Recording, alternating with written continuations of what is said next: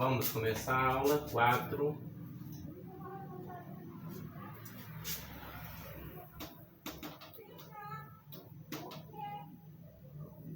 Essa aula vai até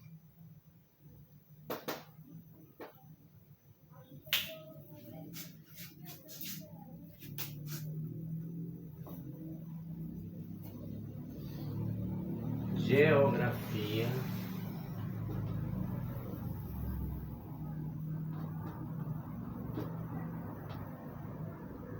geral. Aula de número 4. As eras geológicas.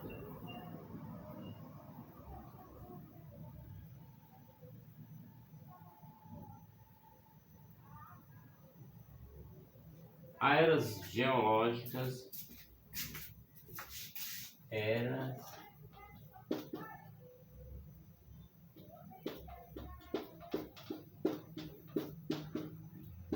geológicas.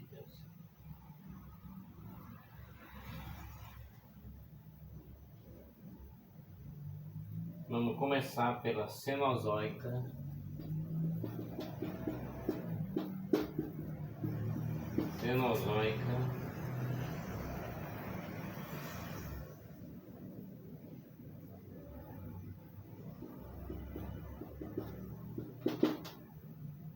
Terciário,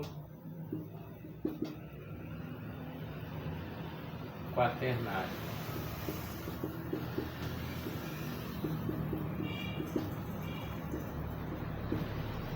Terciário, Quaternário. Vamos marcar com P e Quaternário com P.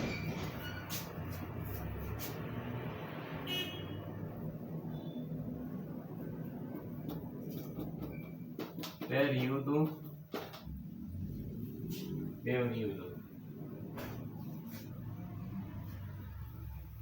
Na era quaternária, Holoceno.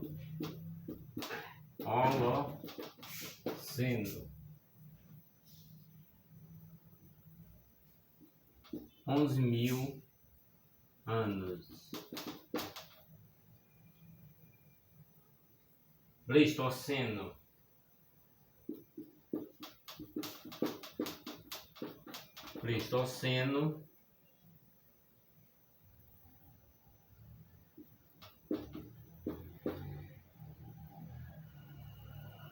1.000 vezes 1.000 anos, portanto,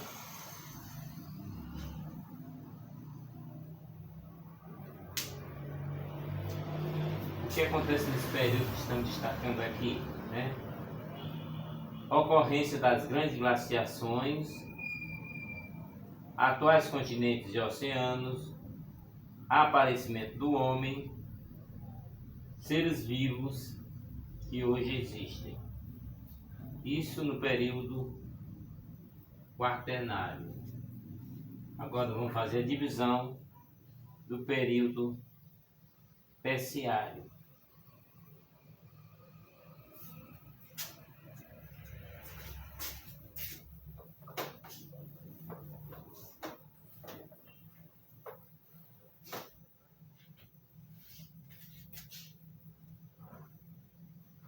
Ainda na Cenozoica, né, nós vamos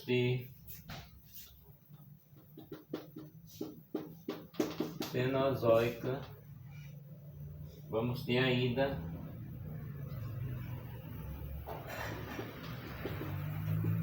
terciário. E aí vamos estar colocando as características dos anos.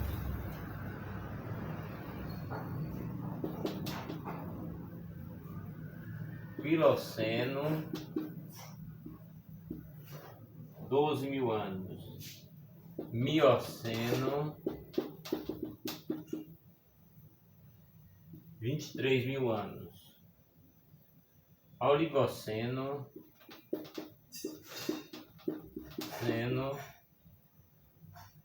35.000 anos. Eoceno,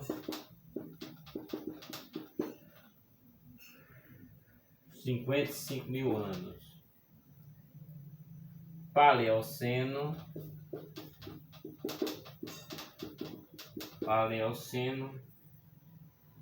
70.000 anos. 1.000 anos. Todos eles já destacados na casa dos 1.000 anos.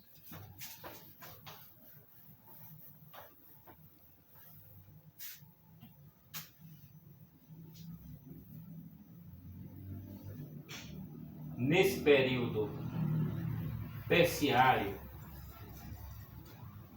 o início do surgimento das grandes cadeias montanhosas ocorreu no terciário. A origem das bacias petrolíferas do Oriente Médio e Califórnia.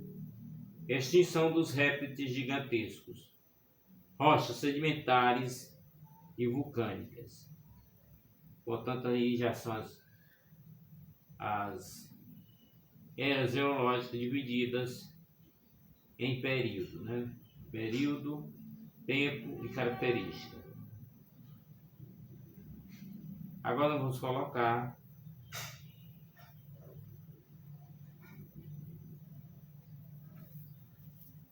a era mesozoica. Mesozoica. Estamos falando de era para não confundir as coisas. Vamos ter períodos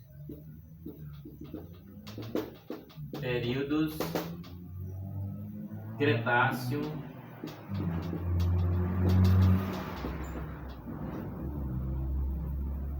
Jurássico,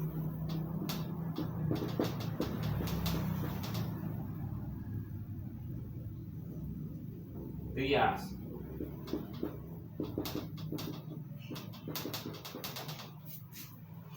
Em um período de 135.000 anos, 180.000 anos, 220.000 anos.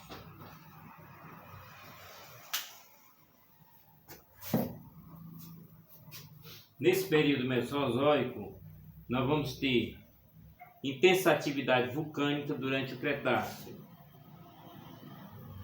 formação das grandes bacias petrolíferas, existência de grandes répteis, no caso dos dinossauros. O clima era mais quente do que o atual. Estamos voltando no tempo. É o que dá para se observar nessa aula.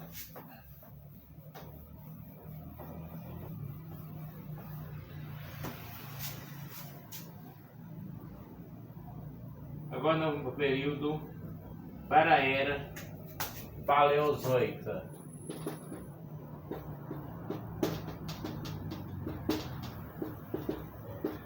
Era paleozoica, vamos ter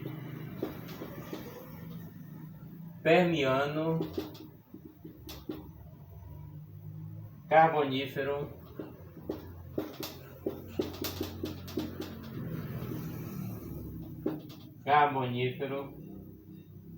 Devoniano,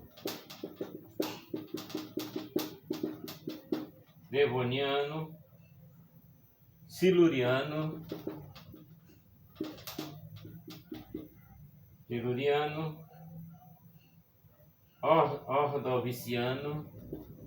Ordoviciano, Cambriano.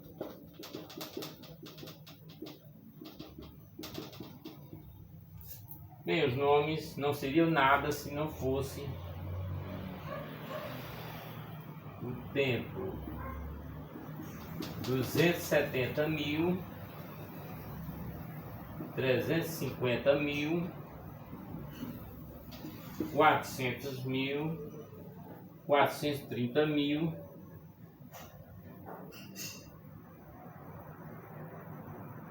430 e 490.000. Portanto, aqui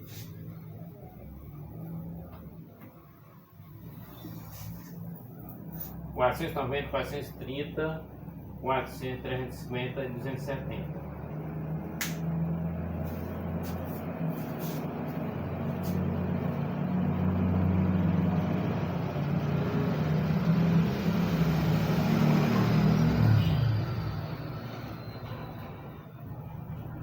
Característica da era paleozoica. Lembrando que foi de 270 mil a 490 mil anos. Do hemisfério sul, como é o caso do Brasil, glaciações no hemisfério sul, surgimento dos países dos primeiros répteis nos últimos períodos, formação de grande reserva de calcário, existência de grandes florestas de criptogramas que, quando soterradas, deram origem aos grandes depósitos carboníferos do hemisfério norte. Portanto, na era paleozoica, e vamos entrar em outras eras.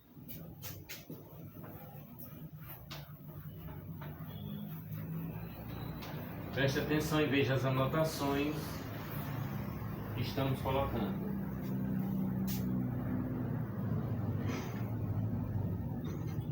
Proterozoica,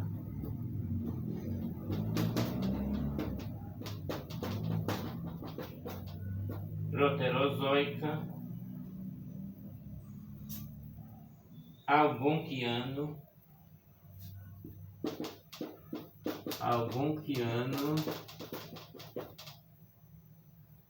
Arqueano.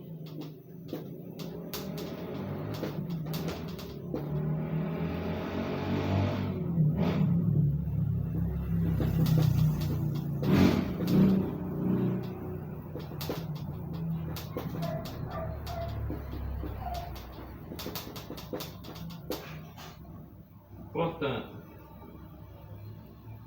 na era proterozoica, os períodos eram Algonquiano e Arqueano. Durou exatamente mais de 2 milhões de anos.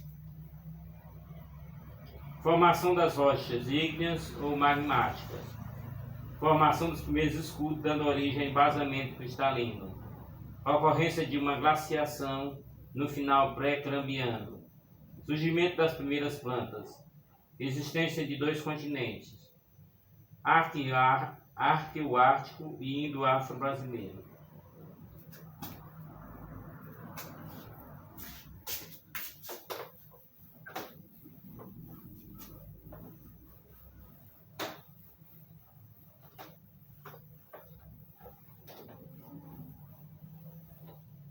Vamos continuar apesar do calor da tarde, né?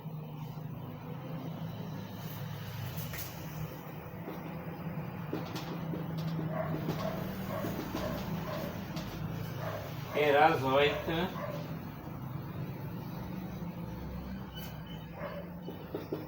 início da Terra, que é o período, né? 4,5 milhões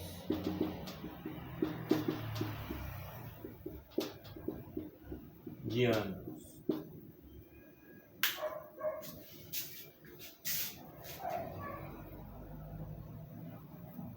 Foi nessa era que ocorreu o resfriamento da Terra e os minerais solidificados formaram as primeiras rochas. A ausência de vida, formação de rochas magmáticas. Portanto, as eras geológicas se desenvolveram de 4,5 milhões até 11 mil anos. Vamos entrar agora no assunto que vai dar exatamente para esses minutos de aula.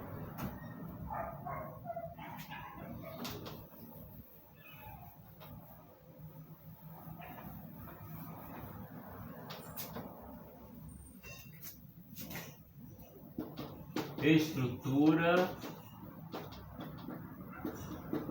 interna da Terra.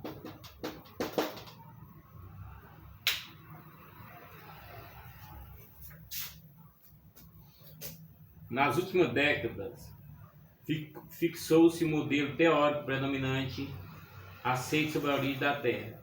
Segundo ele, o planeta teria se formado pela agregação de poeira cósmica, aquecendo-se, depois por meio de violentas reações químicas.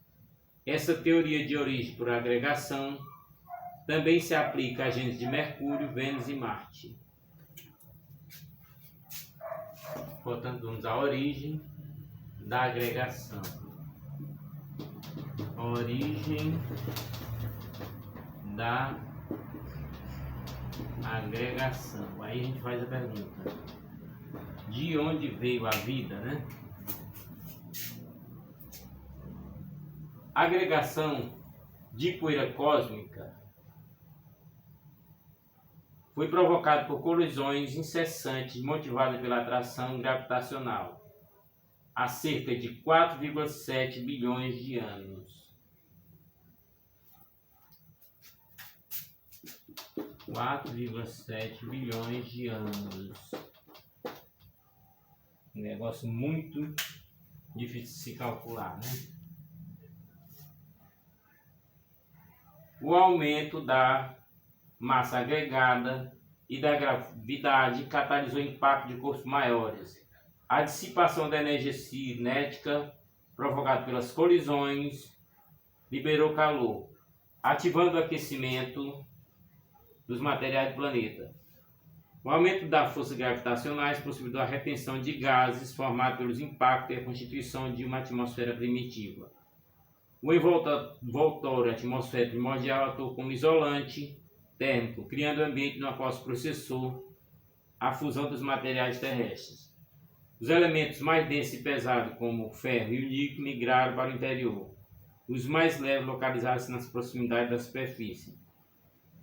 No lugar onde o calor era maior, ocorria processo de diferenciação magmática.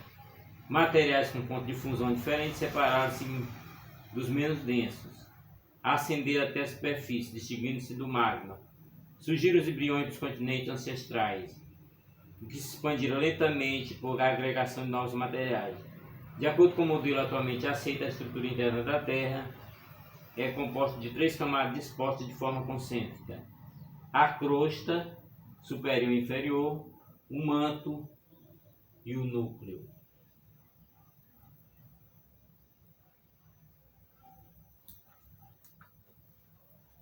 Portanto, vamos ter a crosta da Terra,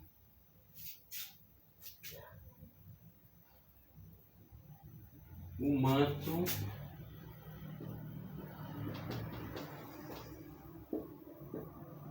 e o núcleo.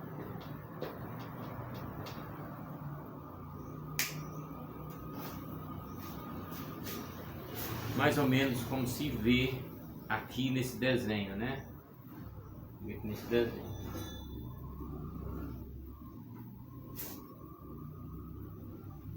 O conhecimento acerca da estrutura geológica da Terra deve muito ao estudo de propagação das ondas sísmicas geradas pelos terremotos. Com o auxílio de sismógrafos é possível medir a velocidade dessas ondas. Um núcleo distante milhares de quilômetros de qualquer possibilidade de observação é a camada menos conhecida do nosso planeta. Sabe-se que ela é constituída de níquel e ferro. Acredito que o núcleo interno apresente temperatura similar da superfície solar e que se encontre em estado sólido devido às pressões imensas quase que submetidas. O núcleo externo provavelmente é líquido. O movimento dos seus materiais parece ser responsável pela formação do campo magnético que envolve a Terra. O manto ou a sinosfera é constituído por magma, material incandescente em estado pastoso. O movimento desse material forma uma célula de convecção que gera atrito permanente com a crosta.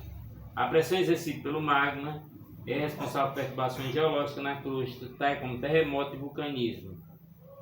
A camada inferior da crosta apresenta constituição basáltica, com predomínio dos elementos silício e magnésio, cima. Sobre os oceanos não existe a crosta superior e a crosta inferior exibe profundidade de apenas 6 km. Por isso as ilhas oceânicas são predominantemente basálticas. Na parte superior da crosta, cuja espessura varia de 30 km a 50 km, predomina o silício e o alumínio, Cial. As rochas que constituem granitos, ligmatitos, basálticos sedimentares, assemelham-se a que afloram na superfície. A crosta ou litosfera é uma camada descontínua, formada por placas tectônicas delgadas e rígidas que flutuam sobre o substrato magmático do manto.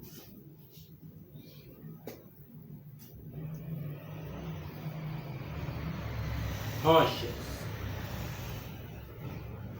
Para facilitar o estudo da estrutura geológica e do relevo, torna-se dispensável o certo conhecimento sobre as rochas e a sua formação. A rocha é um agregado constituído por um ou mais minerais com determinada composição química. Tal agregado, que pode ser cristalino ou não, constitui a crosta terrestre.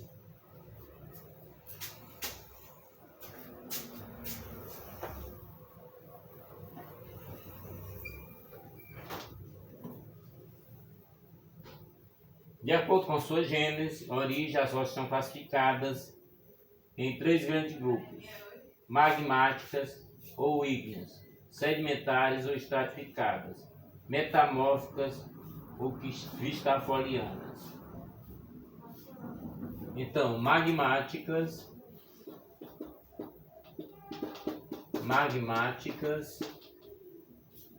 sedimentares,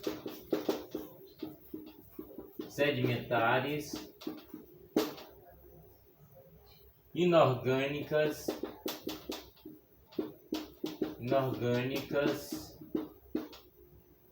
orgânicas,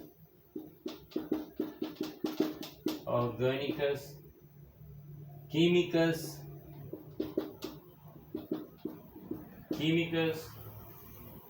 metamórficas.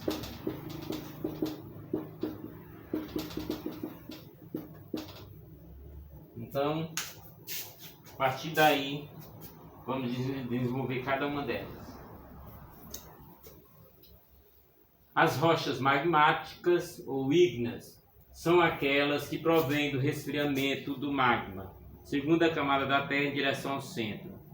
Tal resfriamento pode ocorrer na superfície formando rochas extrusivas, exógenas ou vulcânicas, como o basalto, o diabásio e o diorito. Em profundidade formam-se as rochas intrusivas ou plutônicas, com granito e o cianito.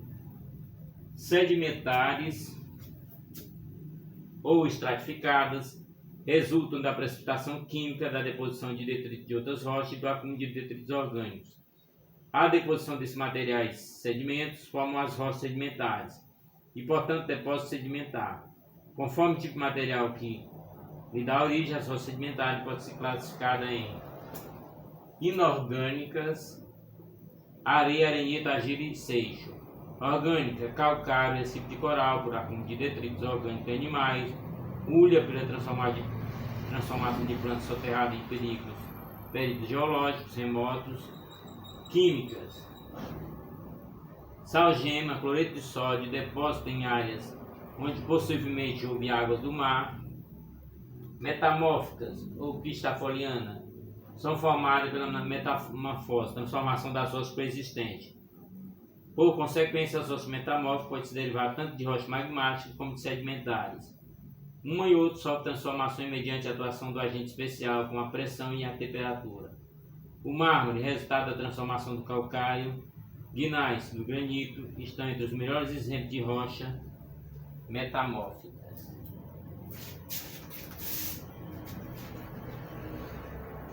Portanto, estudar a geografia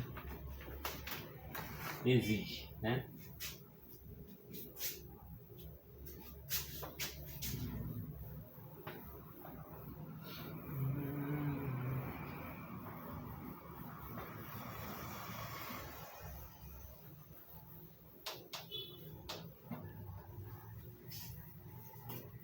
Estrutura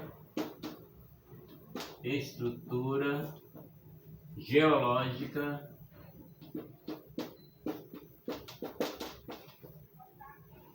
do Brasil. Estrutura geológica do Brasil. Escudos antigos. Escudos antigos. Bacias sedimentares.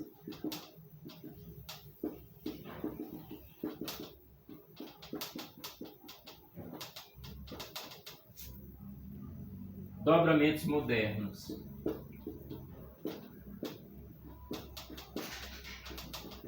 Dobramentos modernos.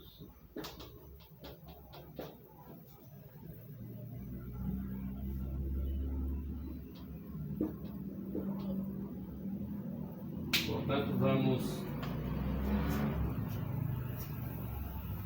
na estrutura geológica do globo terrestre. A geologia reconhece três tipos de estrutura: os estudos antigos, as bacias sedimentares e os desdobramentos. Portanto, os escudos antigos, né? Foi um erro de grafia aqui. Os escudos antigos é o primeiro que nós vamos estar destacando. Corresponde aos primeiros núcleos de rochas que afloram desde o início da formação do crust terrestre.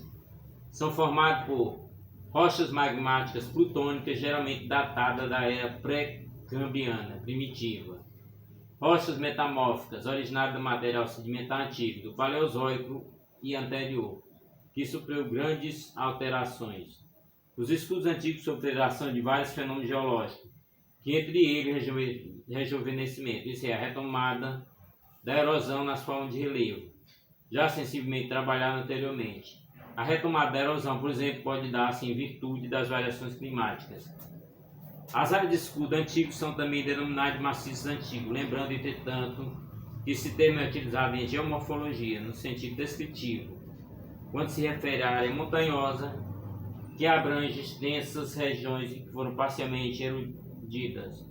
Constitui exemplo de escudos maciços antigos, o escudo canadense, o das Guianas, o brasileiro, Monte Apalache nos Estados Unidos, entre outros. Bacias sedimentares.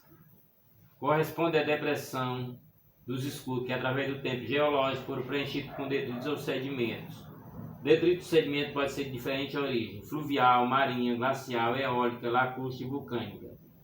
Além disso, o processo de deposição de sedimento ocorre em diferentes eras geológicas: paleozoica, mesozoica e cenozoica.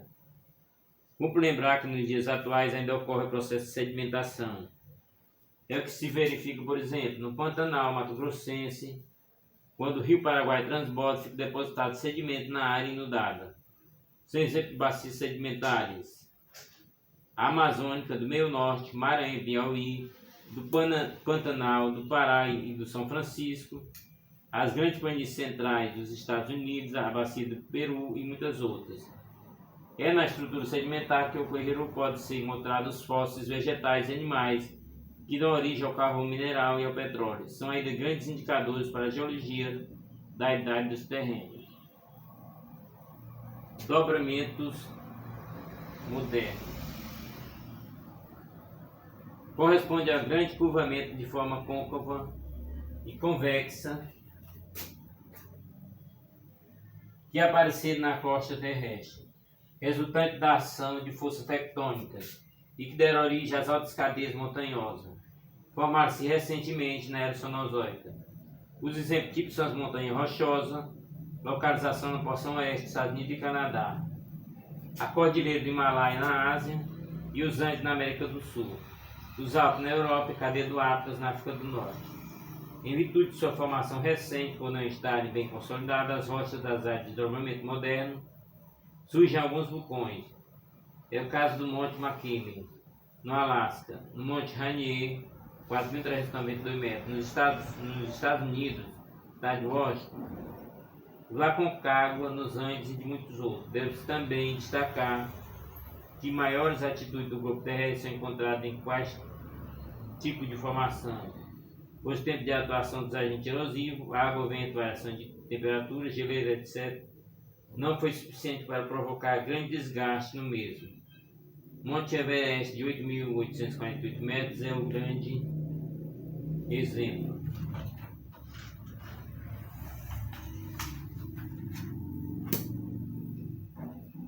As bacias geológicas do território brasileiro.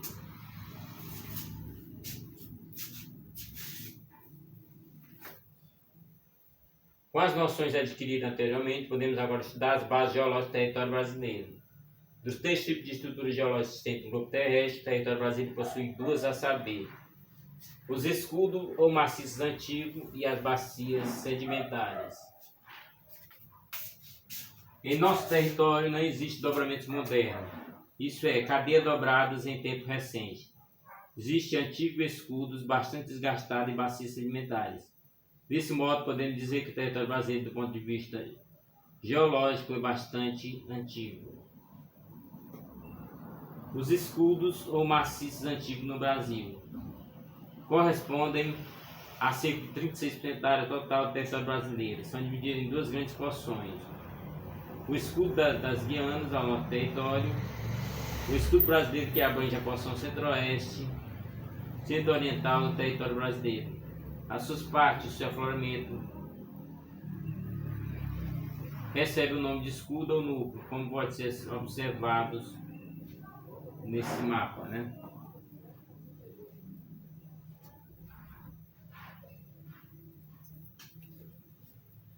As bacias sedimentares abrangem 64% do território brasileiro e estão representadas pelas grandes bacias amazônica, meio norte, paranaica, são franciscana, central e pantanal, e pequenas bacias, recôncavo e bacia litorânea. Os escudos cristalinos. As formações arqueozoicas. Dos 36% da área total do território brasileiro, que constitui terreno pré-cambriano, cerca de 32% são constituídos pela afloração das formações arqueozoicas. São as de maior antiguidade geológica. As rochas datadas de Arqueozoico formam no Brasil um embasamento cristalino, ou complexo cristalino, ou ainda, segundo vários autores, o complexo brasileiro. Entre as várias rochas que o compõem, destaca-se o primeiro, o grande, que nasce ocorrendo aí mecanismo, mármore, cianito, quartzo e outros. No fim da Arqueozoico, o território foi afetado pelo diastrofismo florenciano, o qual provocou grande desdobramento, dando origem à Serra do Mar e da Mantiqueira. Portanto, aqui vamos ver escudo das Guianas, escudo do Brasil Central, bacia sedimentar amazônica, bacia sedimentar do Maranhão, escudo atlântico, dobramento Brasília, dobramento atlântico, bacia sedimentar do Pará e dobramentos modernos.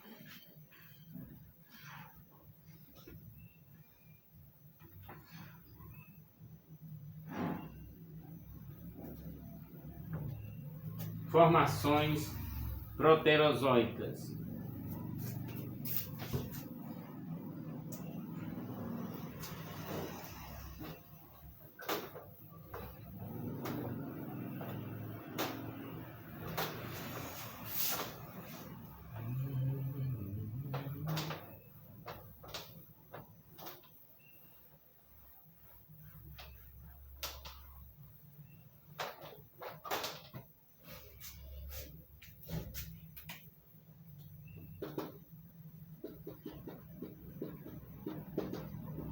Formações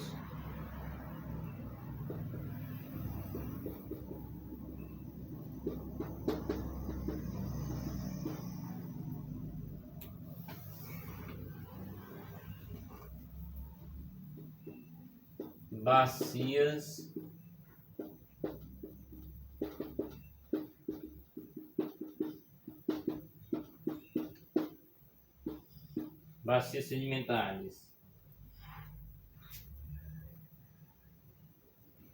de grande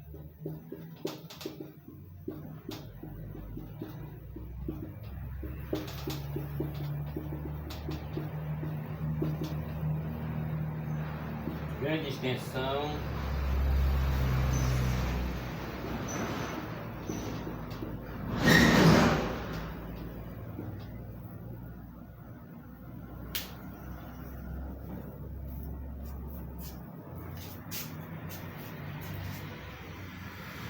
Formações proterozoicas. Essas formações ocupam 44%, 3,92% do território brasileiro. Possuem rochas metamórficas, como é o caso do mármore, do micaxiste e do quartzo. Os terrenos proterozoicos no Brasil possuem grande importância econômica, pois neles se localizam importantes recursos minerais. É o caso do minério de ferro e manganês em Minas Gerais, Amapá, Mato Grosso e Pará, do ouro em Minas, de pedra preciosa e semipreciosa na Serra do Espinhaço e da Chapada Diamantina, do níquel em Goiás, da bauxita em Minas Gerais, da cassiterita em Rondônia e muitos outros mais.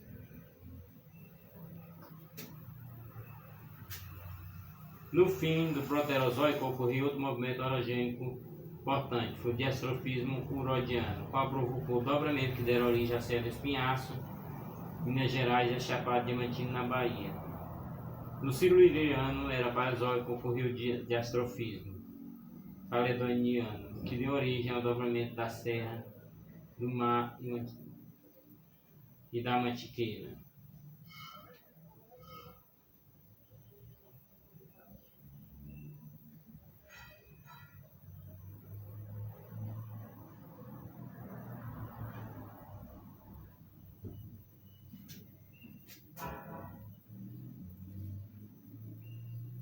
Bacias sedimentares. Essas formações geológicas ocupam a maior parte do território brasileiro. A sua área está calculada em 5,5 milhões de quilômetros quadrados, o que corresponde a aproximadamente 64% do território.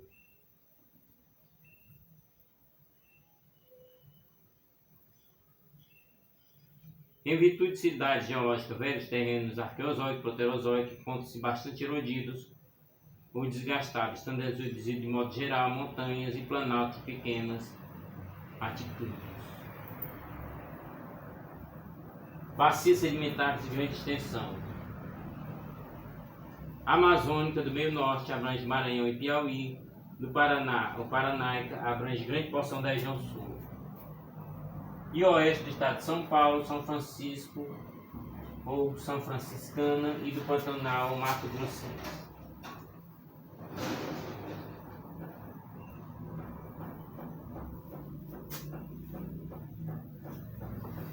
Bacias sedimentares de pequena extensão. A do Recôncavo Baiano, a do Recôncavo Tucano, produtora de petróleo. As costeiras é de compartimento de Planalto. Essas últimas devem ser entendidas como sendo formações sedimentares que se alojaram em compartimentos de Planalto. É o caso da bacia sedimentar de Curitiba, de Taubaté, de Resende do São Paulo, entre outras.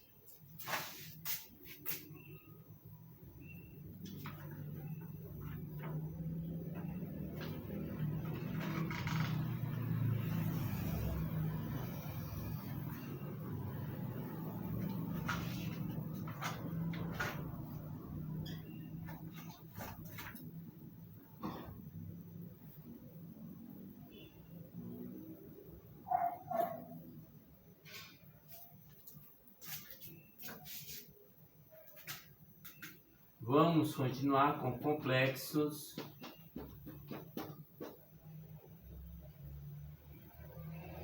geoeconômicos do Brasil.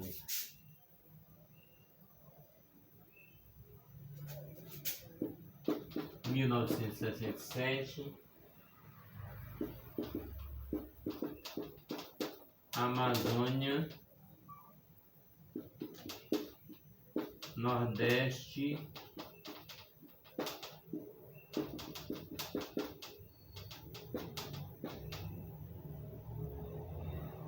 Centro-Sul.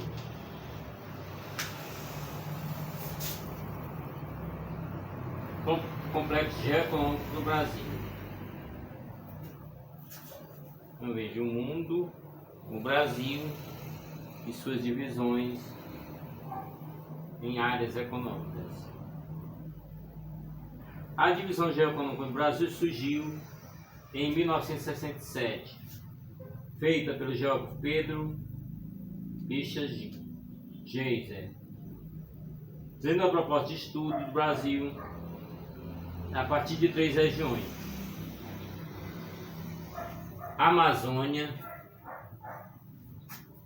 Nordeste e Centro-Sul.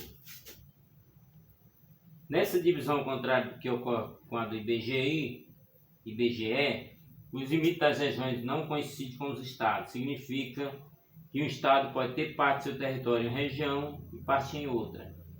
É o caso do Maranhão e de Minas Gerais.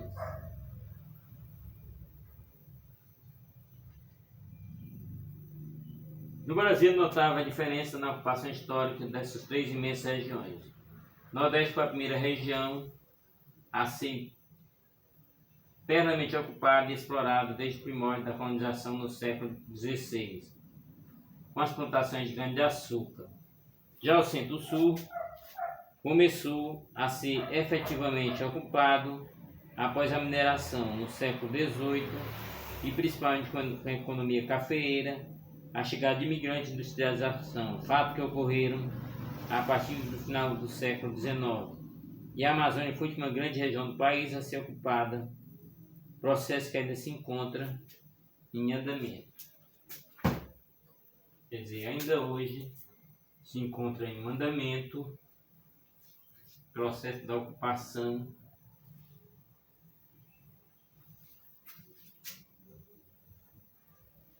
da Amazônia. O ritmo desigual de desenvolvimento do país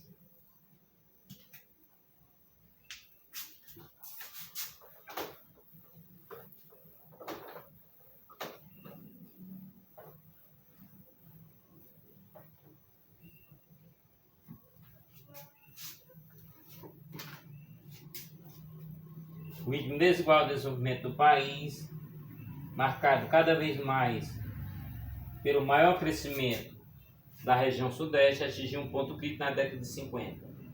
Esse fator levou o governo federal a criar superintendência de desenvolvimento regional.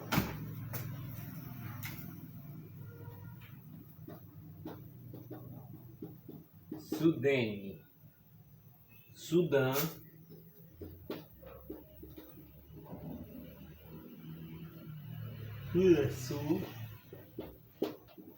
Sudesul, Sudeco.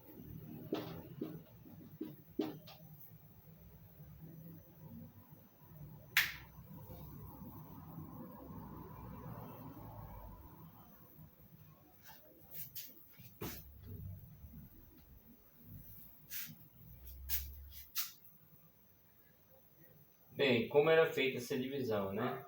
Sudã aqui, Sudene aqui no Nordeste, Sudeco aqui e Sudesul aqui. Portanto, essa era feita a divisão dos complexos geoeconômicos do Brasil. Vamos terminando a nossa aula de hoje, aula de número 4. Vamos continuar o assunto na aula 5, porque realmente são 20 aulas de geografia, portanto, temos que chegar lá nessas aulas. Portanto, não perca nenhuma das aulas, se inscreva no canal.